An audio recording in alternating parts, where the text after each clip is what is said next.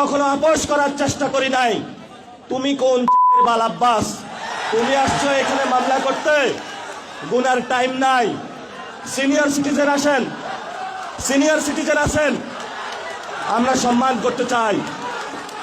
কিন্তু নিজের সম্মান যদি না রাখতে পারেন, তাহলে এই যারা ইয়াং জেনারেশন আছে, জেনজিরা আছে, আপনার পুরা সম্মানের চাদর খুলে বুড়িগঙ্গায় নিক্ষেপ করবে। নাসিরউদ্দিন পাটোয়ারি গ্রেপ্তার হয়েছে, এরকম একটি ভিডিও সোশ্যাল মিডিয়াতে ব্যাপকভাবে আলোড়ন সৃষ্টি করেছে বা ভাইরাল হয়ে গেছে। আমরা এরকম একটা ভিডিও ফুটেজ দেখেছি যে নাসিরউদ্দিন পাটোয়ারিকে পুলিশ তাকে ধরে নিয়ে যাচ্ছে, এরকম একটা ভিডিও আমরা দেখলাম। আদৌ কি নাসিরউদ্দিন পাটোয়ারি গ্রেপ্তার হয়েছে? আর কেনই বা তাকে গ্রেপ্তার করা হবে? আমরা একটা ভিডিও ফুটেজ দেখলাম যে নাসিরউদ্দিন পাটোয়ারির বিরুদ্ধে যখন মামলা করার পূর্ব প্রস্তুতি নেওয়া হচ্ছিল, এমনকি সাংবাদিক সম্মেলনে নাসিরউদ্দিন পাটোয়ারিকে উদ্দেশ্য করে যারা মামলা করবে, অর্থাৎ বিএনপির যারা মামলা করবে তারা অলরেডি সাংবাদিক সম্মেলনে বক্তব্য দিচ্ছিল। এমনকি নাসিরউদ্দিন পাটোয়ারির যে দোষ, মির্জা আব্বাসকে সে বিভিন্ন ভাষায় বিভিন্ন সময় অশালীন কথাবার্তা বলেছে, তার মান ইজ্জত নষ্ট করেছে, এটাকে কেন্দ্র করে নাসিরউদ্দিন পাটোয়ারির বিরুদ্ধে একটা মামলা করবে, এ ব্যাপারে সাংবাদিক সম্মেলনে বক্তব্য দিল। এই বক্তব্যের পরিপ্রেক্ষিতে নাসিরউদ্দিন পাটোয়ারি সে কিন্তু জোর গলায়, অর্থাৎ তার ভিতর কোনো প্রকারের ভয় ভীতি নেই, বা তার এই বক্তব্যের মধ্যে আমরা বুঝতে পারলাম যে নাসিরউদ্দিন পাটোয়ারি সে ঠিক আছে, সে বরং তার দিক দিয়ে বা ন্যায়ের দিক দিয়ে, ইনসাফের দিক দিয়ে সে অবশ্যই একজন ব্যক্তির সমালোচনা করতে পারে যদি সেই ব্যক্তিটার ভিতরে দোষগুণ থেকে থাকে। তো আজকে আমরা একটা ভিডিও ফুটেজ দেখলাম, যে ভিডিও ফুটেজটা যে নাসিরউদ্দিন পাটোয়ারি তাকে গ্রেপ্তার করা হয়েছে। ইনকিলাবের বা এনসিপির বা সমন্বয়করা তোমরা প্রস্তুত হও, তাড়াতাড়ি আন্দোলন করতে হবে, এরকমভাবে বিভিন্নজন বিভিন্ন লেখালেখি অলরেডি করে ফেলতেছে বা করেছে, আমরা যেটা আমাদের নজরে পড়েছে। আসলে নাসিরউদ্দিন পাটোয়ারিকে গ্রেপ্তার করা হয়নি, তিনি খুলনার নিউ মার্কেট জামে মসজিদে সে নামাজ পড়বে, এরকম একটা স্ট্যাটাস গতকাল দিয়েছিল।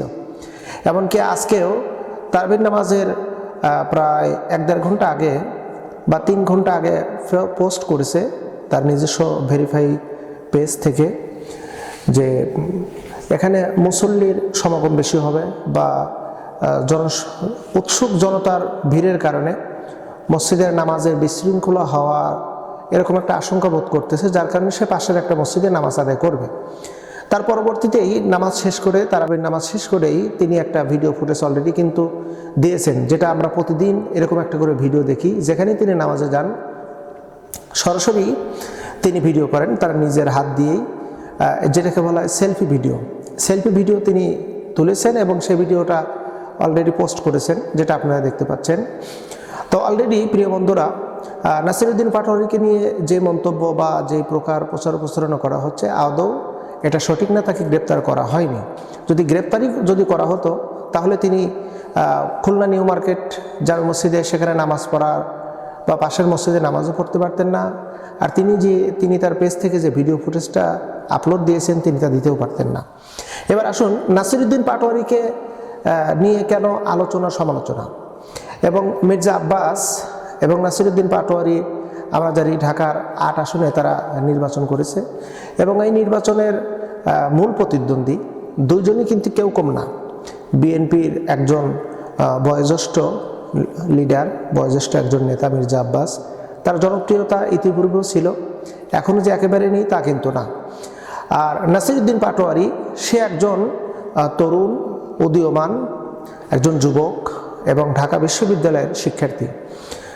তার প্রতিভাটা ভিন্ন, তার প্রতিভার ভিন্নতার কারণে তার কিন্তু জনপ্রিয়তা দিন দিন ক্রমাগতভাবে বৃদ্ধি হচ্ছে।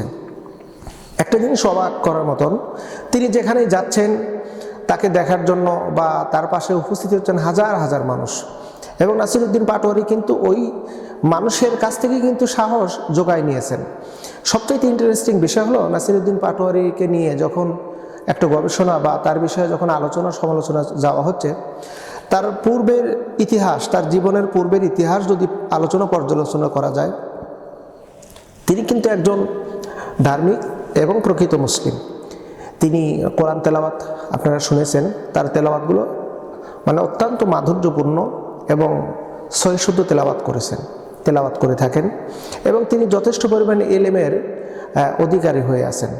অর্থাৎ আমরা যতটুকু জানলাম তিনি একজন আলেম এবং কামিল পাশ করেছেন, মাদ্রাসা থেকে কামিল করেছেন এবং ঢাকা বিশ্ববিদ্যালয় থেকে তিনি পড়াশোনা করতেছেন। যাই হোক, এই নাসিরউদ্দিন পাটোয়ারি তিনি কিন্তু জুলাই যোদ্ধা, বৈষম্য বিরোধী ছাত্র আন্দোলনের অন্যতম একজন লিডার, এবং তার বক্তব্য হলো একটাই, তার বক্তব্য হলো যে এই দেশের ভিতরে কোনো প্রকারের বৈষম্য থাকবে না।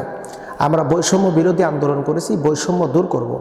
এই দেশের ভিতরে কোনো অন্যায়, চাঁদাবাজি, দখলদারি এগুলো আমরা হতে দেব না, দুর্নীতি হতে দেব না। আমরা চাই এই দেশটাকে সুন্দরভাবে গঠন করতে, এখানে ইনসাফ প্রতিষ্ঠিত করতে হবে, এটাই হলো তার মূল চাওয়া। যার কারণে এই নাসিরউদ্দিন পাটোয়ারিকে নিয়ে কিন্তু ব্যাপকভাবে ষড়যন্ত্রের জালের ভিতরে আবদ্ধ করার চেষ্টা করতেছে একদল। তবে নাসিরউদ্দিন পাটোয়ারি বিরুদ্ধে যে মামলা করার প্রস্তুতি নিয়েছিল, আমরা বিএনপির যে বর্তমান চেয়ারম্যান বা প্রধানমন্ত্রী জনাব তারেক রহমানকে আমরা অসংখ্য ধন্যবাদ জানাই। নাসিরউদ্দিন পাটোয়ারির বিরুদ্ধে যিনি মামলা করার প্রস্তুতি নিয়েছিলেন বা মামলা করবেন, তাকে কিন্তু বিএনপি থেকে অলরেডি শোকজ করে তাকে দল থেকে বহিষ্কার করে ফেলেছে। এই ব্যাপারে নাসিরউদ্দিন পাটোয়ারি তিনি কিন্তু তার ফেসবুক পেজে থেকে তিনি কিন্তু পোস্ট করেছেন যে অসংখ্য ধন্যবাদ জনাব তারেক রহমানকে, প্রধানমন্ত্রীকে, তিনি সুনির্দিষ্টভাবে একজন ব্যক্তিকে শোকজ করে দূরে ঠেলে দিয়েছেন তার দল থেকে। তো আপনারা কেউ অন্যায় আচরণ করবেন না, আশা করি আমার ব্যাপারে আপনারা বেশি বাড়াবাড়ি করবেন না, এ ব্যাপারে তিনি সুন্দরভাবে একটা পোস্ট করে দিয়েছেন। যাই হোক, আমরা সোশ্যাল মিডিয়ার যে ছোট্ট একটা ভিডিও হয়েছে, এই ভিডিওকে কেন্দ্র করে আমরা গুজবে কান না দেই, গুজব আমরা না ছড়াই।